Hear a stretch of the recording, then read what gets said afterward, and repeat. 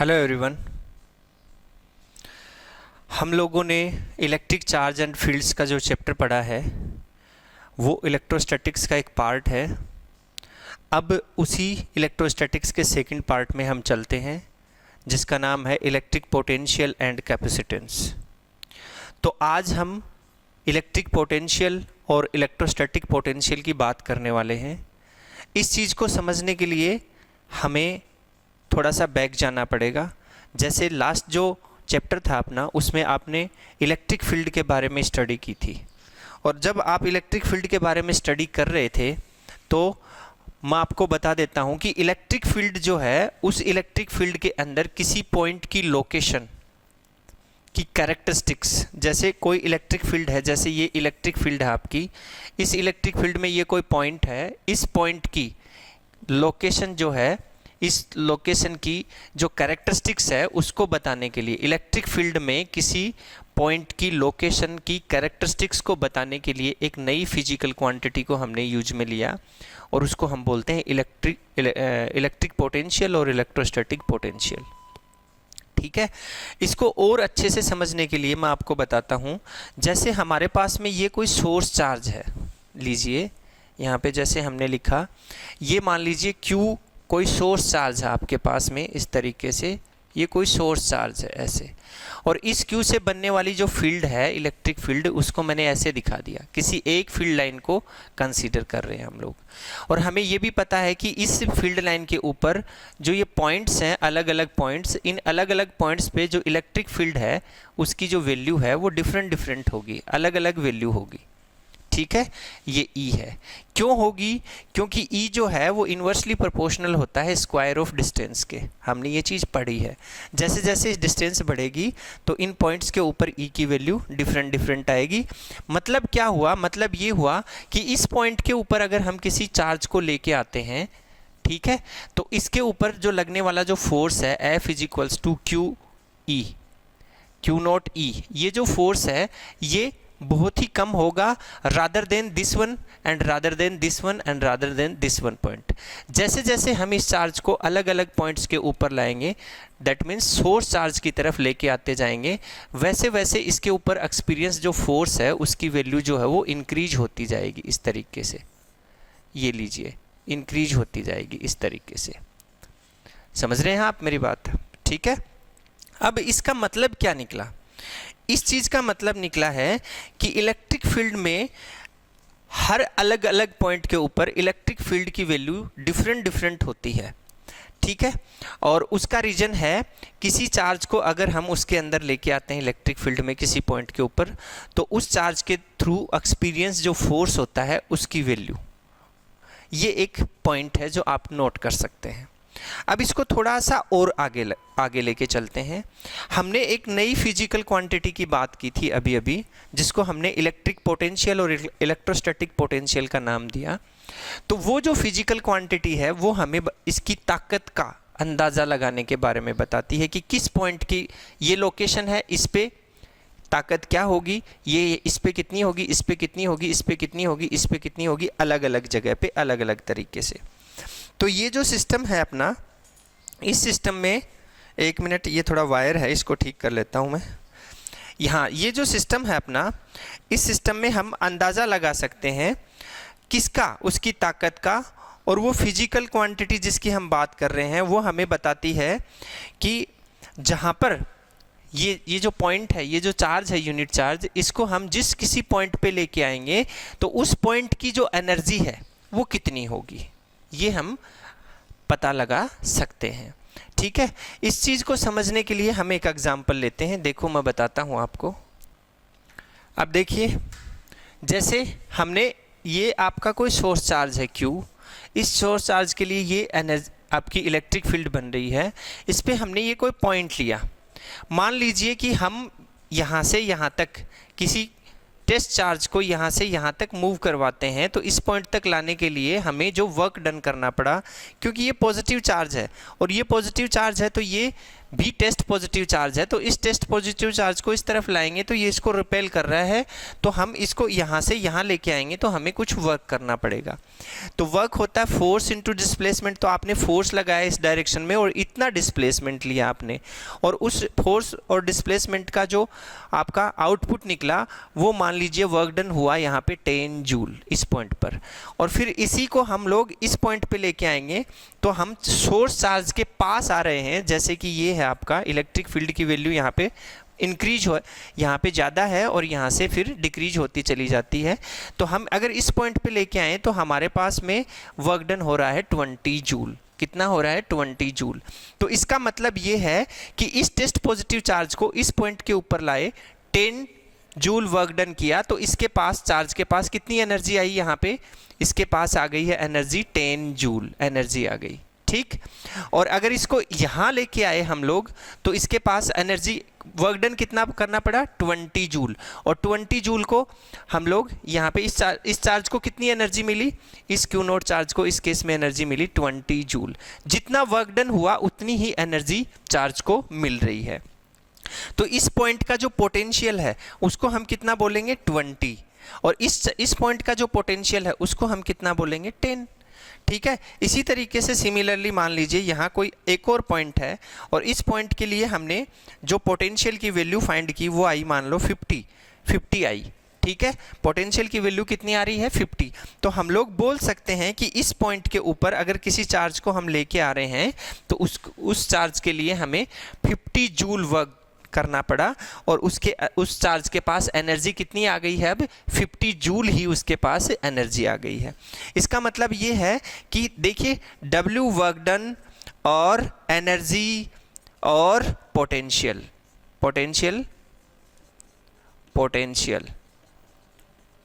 तीनों चीज़ें जो हैं वो एक दूसरे के ऊपर डिपेंडेंट हैं।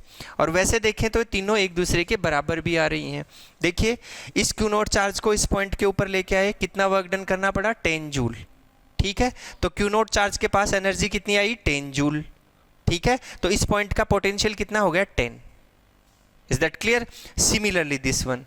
एंड अगर पोटेंशियल 50 है, चलो और दूसरा एग्जाम्पल बताता हूँ आपको, ऐसे समझ में नहीं आया तो एक हमारे पास में सपोज कीजिए कि हमारे पास में 9 वोल्ट की एक बैटरी है। कितनी है? 9 वोल्ट की एक बैटरी है। उस 9 वोल्ट की बैटरी के किसी टर्मिनल के ऊपर अगर हम चार्ज लेके आते हैं तो हमें कितना वर्क डन करना पड़ रहा है? 9 जूल, ठीक है। कितना वर्क डन करना पड़ रहा है? 9 जूल। 10 वोल्ट, वोल्ट क्या है? पोटेंशियल डिफरेंस की या पोटेंशियल की, इलेक्ट्रिक पोटेंशियल की यूनिट होती है 9 वोल्टेज, ठीक है। तो 9 वोल्ट की है और उसके टर्मिनल के ऊपर हम चार्ज को लेके आए तो हमें कितना वर्क डन करना पड़ा? हमें चार्ज पार्टिकल को लाने के लिए 9 जूल का वर्क डन करना पड़ा। 9 जूल का वर्क डन करने के बाद में चार्ज पार्टिकल को हम टर्मिनल तक ले आए। अब जैसे चार्ज पार्टिकल कहाँ पहुँचा? टर्मिनल के पास पहुंचा, तो चार्ज पार्टिकल के पास एनर्जी कितनी आ गई? 9 जूल। वर्क डन कितना हुआ? 9 जूल। पोटेंशियल कितना है? 9 वोल्ट। Is that clear? एक और एग्जांपल बताता हूं, फिर से देखते हैं। देखो हमारे घर में वो प्लग लगा हुआ है, उस प्लग से जो सप्लाई आ रही है पोटेंशियल की, वो इलेक्ट्रिक पोटेंशियल की, वो कितनी है? 220 वोल्ट। कितनी है? 220 वोल्ट। जैसे ही उस प्लग के अंदर हम सॉकेट लगाएंगे और प्लग लगाते ही उसके अंदर से जो सप्लाई हमें मिल रही है पोटेंशियल की, उस केस में उसका जो पोटेंशियल है उस वायर के अंदर अगर हम किसी चार्ज पार्टिकल को लेके जाएं तो हमें कितना वर्क डन करना पड़ेगा? 220 जूल। कितना वर्क डन करना पड़ेगा? 220 जूल। तो जो चार्ज पार्टिकल हम लेके गए थे उसके पास एनर्जी कितनी आ जाएगी? 220 जूल। उसके पास एनर्जी भी कितनी आ गई? 220 जूल। और फिर वो 220 जूल एनर्जी को कंज्यूम करके फिर जाएगा, वायर से होता हुआ फैन में जाएगा और फैन से वापस एनर्जी फैन को देके फिर वापस आएगा और वापस उसी जगह जाएगा और वहाँ से फिर से 220 एनर्जी लेगा और फिर चला गया और फिर आ गया। इस तरीके से वो चार्ज पार्टिकल मूव करता रहेगा। समझ में आ रही ना बात? तो 220 वोल्ट था, तो 220 वोल्ट की वजह से चार्ज पार्टिकल को एनर्जी कितनी मिली हमारी? 220 जूल, और वर्क डन भी कितना हुआ 220 जूल। ये एक एग्जाम्पल है, इससे भी हम इसको समझ सकते हैं। 2 एग्जाम्पल मैंने आपको बताए। अब देखो अब कंडक्टर वाला बैटरी का एग्जाम्पल भी हम ले सकते हैं। जैसे हमारे पास में, 1 मिनट, मेरे पास में पड़ी है सामने ही, ये लीजिए। जैसे ये एक सेल है हमारे पास, ठीक है, ये एक सेल है, इसका जो वोल्टेज है वो 1.5 होता है। इसके ये 2 टर्मिनल हैं, ये टर्मिनल और ये टर्मिनल, पॉजिटिव और नेगेटिव टर्मिनल। अगर इसके इस टर्मिनल के पास में हम कोई चार्ज पार्टिकल लेके आते हैं तो उस चार्ज पार्टिकल को लाने के लिए मेरे को कितना वर्क डन करना पड़ेगा? 1.5 जूल। क्यों? क्योंकि इसका पोटेंशियल ही कितना है, इसके पास पोटेंशियल कितना है। सोचिए पोटेंशियल का मतलब क्या निकल रहा है यहाँ पे, इसका पोटेंशियल कितना है? 1.5 है। तो वर्क डन भी कितना कर सकते हैं हम लोग चार्ज पार्टिकल को लाने के लिए? 1.5 जूल कर सकते हैं। और जैसे ही चार्ज पार्टिकल इसके टर्मिनल के पास पहुंचा तो उसको एनर्जी कितनी मिल गई? एनर्जी भी उसको कितनी मिली? 1.5 जूल। क्यों मिली? क्योंकि वर्क डन जितना होगा एनर्जी भी उतनी ही मिलेगी। मतलब लाओगे तो पाओगे। पोटेंशियल एनर्जी, सीधा सा एक लॉजिक है पोटेंशियल एनर्जी के लिए, लाओगे तो पाओगे, लाए तो पाया। समझ में आ रही बात? अब देखो इसी चीज को और अच्छे से समझने के लिए मैं आपको थोड़ा मैकेनिक्स में लेके चलता हूं 11th क्लास में। देखो यहाँ पे बताता हूं मैं आपको, कॉन्सेप्ट समझना आपको इलेक्ट्रिक पोटेंशियल का। देखिए कैसे करेंगे। जैसे हमारे पास एक स्प्रिंग है, इस तरीके से हमारे पास एक स्प्रिंग है, इस स्प्रिंग को दिखाया मैंने ऐसे,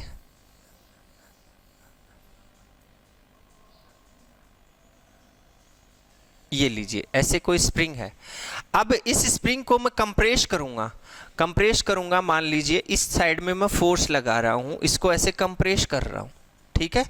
जैसे जैसे मैं इसको कंप्रेस करूंगा तो मान लीजिए कि मैंने इसको इतना कंप्रेस कर दिया, और इतना कंप्रेस करने के लिए मुझे जो वर्क डन करना पड़ा, फोर्स लगाया और ये इतनी डिस्प्लेस हो गई, इतनी आ गई है, तो फोर्स इनटू डिस्प्लेसमेंट, मान लीजिए कि मेरे को यहाँ तक इसको कंप्रेस करने के लिए 10 जूल वर्क करना पड़ा।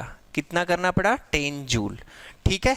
फिर मैं इसको यहाँ पे एक चटकनी लगाई और उसमें इसको लॉक कर दिया, तो ये यहाँ की यहीं पे रुक गई।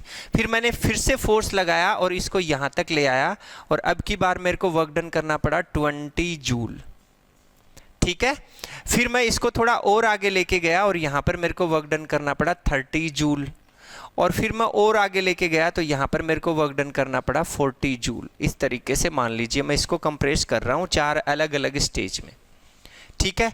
अब देखिए जैसे ही मैं इसको कंप्रेस करके यहाँ लेके आया था तो उस केस में मैंने यहाँ पे इसको एक चटकनी से रोक दिया था। अगर मैं उस चटकनी को छोड़ूंगा तो ये वापस कितनी एनर्जी रिलीज करेगी?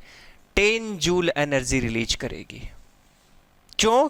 क्योंकि इसके ऊपर जैसे ही हमने वर्क डन किया तो वर्क डन 10 जूल हुआ था, तो इसके अंदर स्टोर एनर्जी, पोटेंशियल एनर्जी जो है वो इसके अंदर स्टोर हो गई थी, और वो भी कितनी स्टोर हुई? जितना वर्क डन हुआ उतनी ही स्टोर हुई। सिमिलरली अगर मैं इसको यहाँ लाके चटकनी से रोक देता हूँ और फिर मैं उसको रिलीज करता हूँ तो वो कितनी, ये स्प्रिंग यहाँ से यहाँ तक कितनी एनर्जी रिलीज करेगी? 20 जूल। वही प्रोसेस सेम का सेम, एंड सिमिलरली 30 एंड 40। कुछ समझ आया आपको? कुछ समझ आया?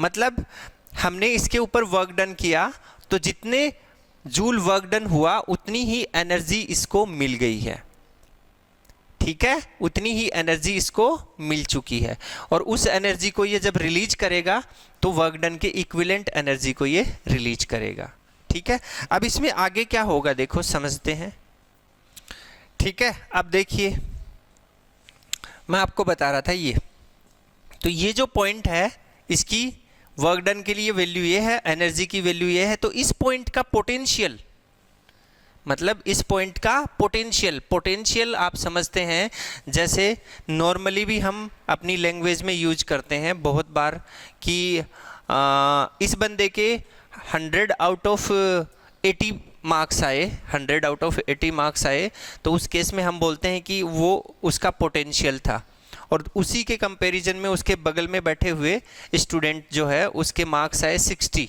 तो वो उस बच्चे का पोटेंशियल था।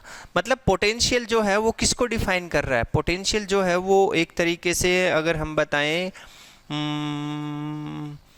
तो कैपेसिटी जस्ट लाइक, चलिए छोड़िए, नहीं पता मुझे, ठीक है। मतलब मैं बता नहीं पा रहा हूँ, लेकिन मुझे पता है कैसे होता है वो, लेकिन मैं एक्सप्रेस नहीं कर पा रहा हूँ उस चीज़ को, ठीक है।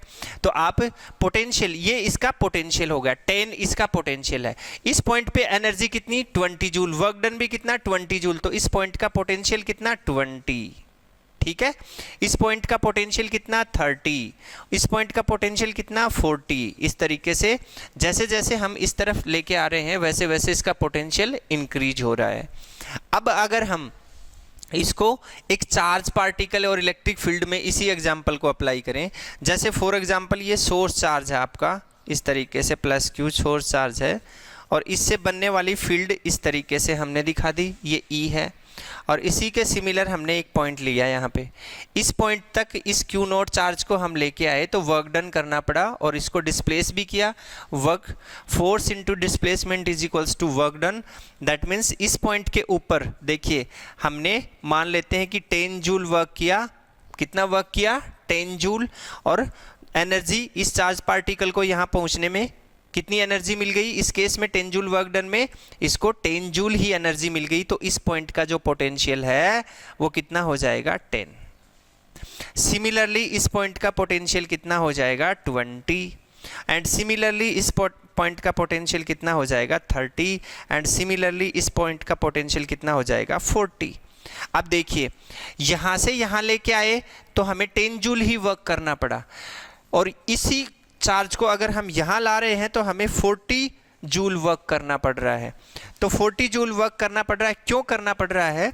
क्योंकि चार्ज जो है, जो सोर्स चार्ज है, उस सोर्स चार्ज के पास में इलेक्ट्रिक फील्ड की जो वैल्यू है वो मैक्सिमम होती है, ज़्यादा होती है, ठीक है। और electric field is equals to force upon charge, unit charge, ये हमारा फॉर्मूला होता है।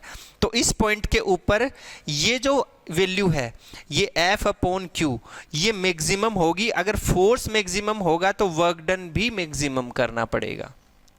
समझ रहे हैं ना आप?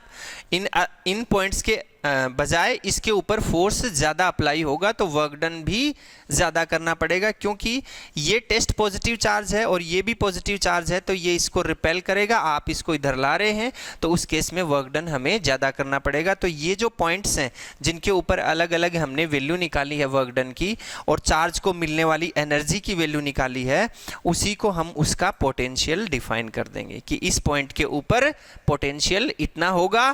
क्यों होगा? क्योंकि इस पॉइंट की कैपेसिटी इतनी है। क्योंकि अगर 8 जूल वर्क करोगे आप तो इस पॉइंट तक पहुंच ही नहीं पाओगे। क्यों? क्योंकि इस पॉइंट की जो पोटेंशियल है वो 10 जूल है। जब 10 जूल वर्क डन होगा तभी हम यहाँ तक पहुँच पाएंगे। जब 20 जूल होगा तब हम यहाँ तक पहुँच पाएंगे। 15 जूल में तो हम यहाँ तक पहुँचेंगे ही नहीं।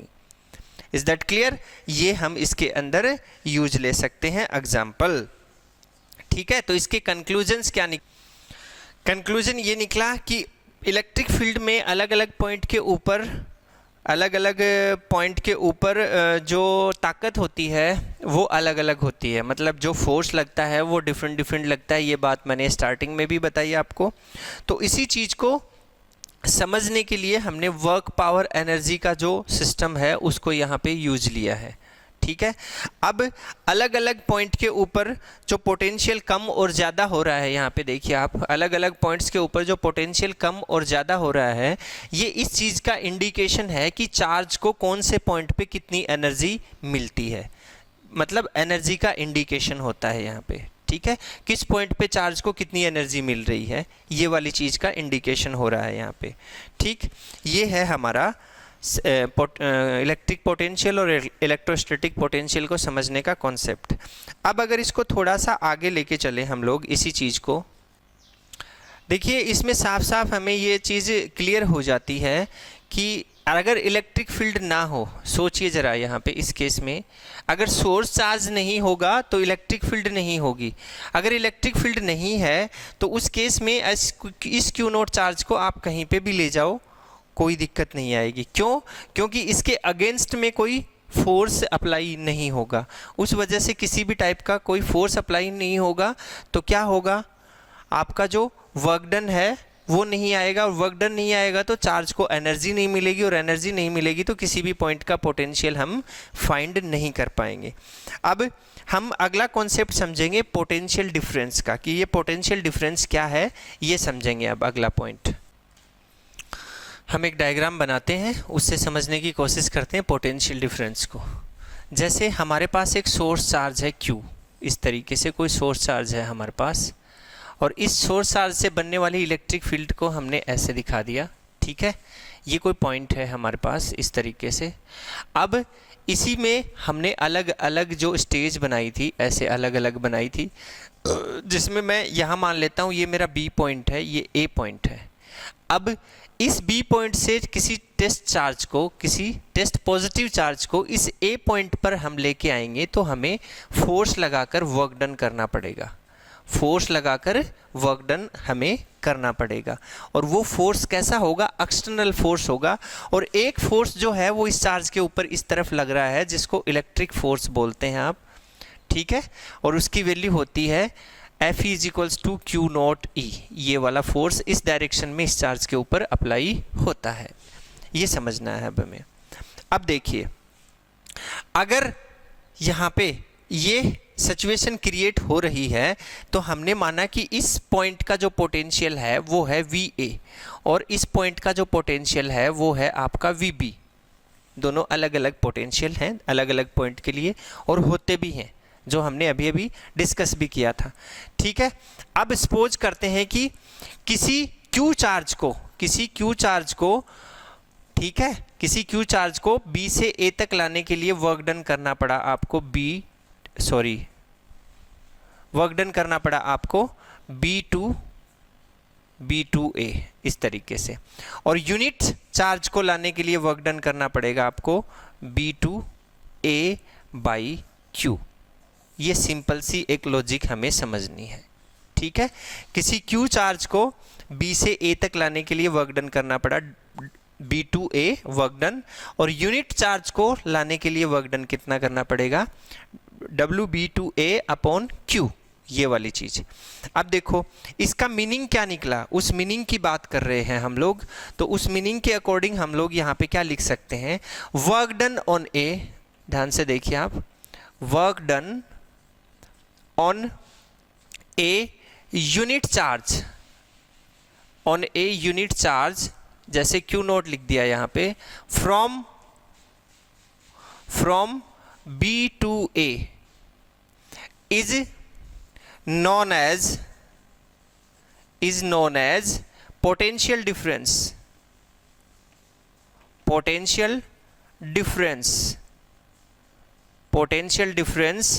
between A and B, potential difference between A and B। जैसे यहाँ पे 10 जूल वर्क डन करना पड़ रहा था तो पोटेंशियल इस पॉइंट का 10 था, यहाँ पे 20 जूल करना पड़ रहा है तो यहाँ B पॉइंट का पोटेंशियल हो गया 20। यहाँ पे आपको 30 जूल वर्क डन करना पड़ रहा है तो इसका पोटेंशियल हो गया 30। समझ रहे हैं आप? अब इस B पॉइंट का पोटेंशियल 20 है और इस A पॉइंट का पोटेंशियल 30 है, तो दोनों के बीच का डिफरेंस निकालना है, दोनों पॉइंट्स के बीच का, दोनों पोटेंशियल पॉइंट्स के बीच का डिफरेंस निकालना है। तो उसके लिए हमने क्या किया, उसके लिए हमने इस जगह का जो पोटेंशियल है वो और इस जगह का जो पोटेंशियल है वो, उसके लिए हमने एक Q0 चार्ज लिया और B से A तक उसको लेके गए और उसके लिए हमें कितना वर्क डन करना पड़ा। जैसे इसका डिफरेंस 10 जूल आ रहा है तो मान लेते हैं कि इसको यहाँ से लाने के 10 जूल वर्क हमें करना पड़ा, तो पोटेंशियल कितना हो जाएगा, 10 वोल्ट हो जाएगा। पोटेंशियल कितना हो जाएगा, 10 वोल्ट हो जाएगा potential difference between B and A। इसी तरीके से जैसे अगर यहाँ पे कोई वैल्यूज गिवन नहीं है तो A और B पॉइंट गिवन है तो इसका पोटेंशियल हमने माना VB, इसका पोटेंशियल हमने माना VA। तो यहाँ से work done on a unit charge Q0 from B to A is known as potential difference between A and B। आपको पता है वर्क डन जो होता है, लास्ट के कॉन्सेप्ट में भी हमने पढ़ा था, वर्क डन जो होता है वो उस पॉइंट पर चार्ज को मिलने वाली एनर्जी के बराबर होता है, और वही किसके बराबर होती है, उस पॉइंट के ऊपर उसके पोटेंशियल को डिफाइन करती है।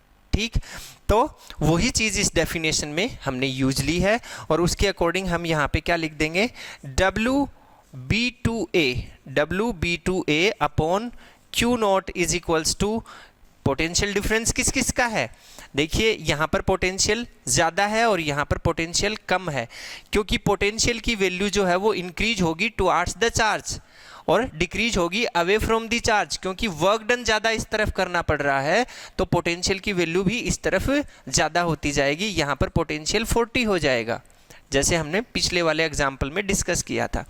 तो ये maximum potential minus minimum potential और final potential minus initial potential, ऐसे भी बोल सकते हैं आप। देन VA माइनस VB, ये हमारे पास में फॉर्मूला निकल के आया इसका। ठीक है, अब इस चीज़ को थोड़ा और गहराई तक समझने के लिए हम एक और एग्जाम्पल लेते हैं। जैसे देखिए आप लोग, जैसे हमने एक और सोर्स चार्ज लिया इस तरीके से, देखिए एक और सोर्स चार्ज लिया Q, इस तरीके से हमारे पास कोई सोर्स चार्ज है। ठीक है, इससे बनने वाली इलेक्ट्रिक फील्ड चारों तरफ होगी, उसका हमने एक फील्ड लाइन को यहाँ दिखा दिया। जैसे ये पॉइंट लिया हमने, यहाँ पे कोई भी पॉइंट ले लिया इस तरीके से, इसको B ले लिया और ये कोई पॉइंट ले लिया A, जैसे दो पॉइंट ले लिए हमने। इन दोनों पॉइंट्स के बीच की distance, small segment distance dr ले ली हमने, ये dr डिस्टेंस ले ली। ठीक है, अब यहाँ पे दो फोर्स अप्लाई हो रहे हैं, एक तो ये फोर्स लग रहा है इस साइड में, एक ये फोर्स लग रहा है इस साइड में। हम एक Q0 चार्ज को B से A के ऊपर लेके आ रहे हैं, Q0 चार्ज है, इसको B से A के ऊपर लेके आ रहे हैं, तो दो फोर्स यहाँ पे अप्लाई होते हैं। ठीक है, अब उसी को लेके हम लोग यहाँ पे कुछ कैलकुलेशंस करेंगे। देखिए, force applied by an external external agent. ठीक है, तो उसमें देखिए F is equals to field की वजह से QE, मतलब ऑपोजिट डायरेक्शन में लगा रहे हैं तो माइनस का QE, और यहाँ से जो फोर्स है आपका वो क्या होगा, QE। ठीक है, ये ऑपोजिट डायरेक्शन में लग रहा है तो नेगेटिव का सिंबल आ गया है यहाँ पे। ठीक है, अब इसको अगर हम वर्क डन निकालें B से A के बीच का, B से A के बीच का वर्क डन निकालें, तो वर्क डन देखिए, समझिए जो कॉन्सेप्ट मैंने बताए हैं आपको, उसी कॉन्सेप्ट को हम यूज ले रहे हैं। थोड़ा सा कन्फ्यूजन हो सकता है, अगर इसी वीडियो को आप 2 बार रिवाइंड करके देखेंगे, आपके जो पोटेंशियल के जो कॉन्सेप्ट हैं वो बहुत अच्छे से क्लियर हो जाएंगे। और अगर पोटेंशियल का कॉन्सेप्ट क्लियर हो गया, बढ़िया तरीके से समझ आ गया आपको, तो ये मान लीजिए पूरा लेसन स्मूथली समझ में आएगा। ठीक है, अब हमने लिखा वर्क डन DW, क्योंकि स्मॉल वर्क डन होगा यहाँ पे, DW इज इक्वल्स टू आप क्या लिख सकते हैं, F dot dr, force into displacement, ये डिस्प्लेसमेंट है इसका। तो F की वैल्यू तो आपके पास में ये है, तो DW is equals to minus QE और डॉट dr, ये लिख दिया हमने। ठीक है, अब इस Q को मैं यहाँ ले आया, therefore DW is equals to Q is equals to minus E dot dr, ये बन गया। और ये जो है ये क्या है, वर्क डन अपॉन चार्ज, ये किसको डिफाइन करता है, ये डिफाइन करता है इलेक्ट्रिक पोटेंशियल को। और स्मॉल वर्क डन है तो पोटेंशियल को भी हम सेगमेंट में ही दिखाएंगे। तो आप यहाँ लिख सकते हैं, since DW upon Q is equals to DV, इसको DV से दिखा दिया हमने। अब इसकी जगह DV पुट किया तो हमारे पास में बन गया है ये DV is equals to minus E dot dr, ये बन गया आपका। और E is equals to DV over dr, और ये नेगेटिव का सिंबल, ये बन गया, एक ये आपका बन गया। ठीक है, ये भी पोटेंशियल आपका इलेक्ट्रिक पोटेंशियल जो है उसको डिफाइन करता है, ये इलेक्ट्रिक फील्ड को डिफाइन करता है। यहाँ पे जो नेगेटिव साइन आया है इसका मतलब क्या है, साफ साफ नज़र आ रहा है कि इलेक्ट्रिक फील्ड की डायरेक्शन ये है और इलेक्ट्रिक पोटेंशियल इस तरफ है, आपका मैक्सिमम इस तरफ हो रहा है, तो दोनों एक दूसरे के ऑपोजिट डायरेक्शन में है, इस वजह से यहाँ पे नेगेटिव का सिंबल यूज हुआ है। तो हम लिख सकते हैं negative negative sign shows dv has direction opposite to electric field. ठीक है, ये बन गया आपका। अब सपोज करते हैं कि जैसे इसमें तो हमने इलेक्ट्रिक फील्ड की जो डायरेक्शन थी उसके ऊपर ही हमने इसको मूव करवाया, लेकिन मान लेते हैं कि जैसे ये आपकी इलेक्ट्रिक फील्ड है और अब की बार हमारा जो डी आर है उसको हमने डिस्प्लेस किया इस साइड में, ये लीजिए थीटा एंगल से, ये ई है और ये डी आर से। ठीक है, तो अब इसके कंपोनेंट बनाएंगे, ये दो कंपोनेंट, तो ये वाला कंपोनेंट क्या बन जाएगा, ई डी आर कोस थीटा, और ये वाला बन जाएगा ई डी आर साइन थीटा। ऐसे दो कंपोनेंट बन गए, लेकिन हमें तो इलेक्ट्रिक फील्ड वाला ही कंपोनेंट यहाँ पे लेना है जिसकी डायरेक्शन इलेक्ट्रिक फील्ड की डायरेक्शन में जो है। तो इस चीज़ को हम कैसे दिखा सकते हैं, इसी चीज़ को हम डिफाइन कर देंगे यहाँ पे। देखिए यहाँ लिख देता हूँ मैं, जैसे हम इसको दिखा सकते हैं, therefore dv is equals to minus E D R cos theta, minus E D R cos theta. और अब इसको dv इज इक्वल्स टू हम दिखा सकते हैं minus vector E dot D R vector, और इसको यहाँ से रिमूव कर दिया तो ये क्या हो गया, स्केलर प्रोडक्ट हो गया है। ठीक है, दो वेक्टर क्वांटिटीज़ का डॉट प्रोडक्ट हो गया है जिसमें कोस आता है। आपको पता है vector A dot vector B is equals to A B cos theta होता है आपका, तो उसी फॉर्म से हमने इसको कन्वर्ट कर दिया। ये आ गया आपका जो इलेक्ट्रिक पोटेंशियल है उसके लिए वैल्यू। ये है हमारा आज का टॉपिक। कल के टॉपिक में इसके बचे हुए कुछ कॉन्सेप्ट्स के बारे में और कुछ अलग जो प्रिंसिपल्स हैं इसके, या फिर जो अलग जो इसकी स्ट्रेटजी है समझने की, कुछ एक्स्ट्रा भी है इसमें, मैंने बताया है आपको, कुछ हटके भी बताया है, उसके बारे में बात करेंगे। कुछ और पोर्शन बचा हुआ है इसका इलेक्ट्रिक पोटेंशियल का, कल की क्लास में उसमें बात करेंगे। और तब तक आप लोग इसको देखिए रिवाइंड करके, ये कॉन्सेप्ट अगर आपको समझ में आता है देन पूरा लेसन आपको ईजीली समझ में आएगा। Thank you, have a nice day.